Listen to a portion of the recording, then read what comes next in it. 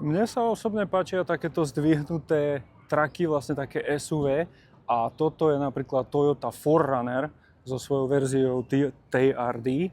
Takže vyzerá, že má iForce Max motor. Pekne ho nadizajnovali. Áno, krásne zdvihnuté kolesá. Takže určite do terénu takéto nejakú špecialitku môže byť Toyota 4Runner TRD verzia. Takže v tej TRDčke je to tu trošku taká spartianská výbava. Dosť to tu pripomína Jeep. Takže Jeep Wrangler, vlastne celé ako to je nadizajnované, veľmi mi to pripomína Jeep. A vyzerá, že Toyota trošku skopírovala, niečo vylepšila. Cenovo 60-70 tisíc dolárov. Takže nie je to lacná vecička.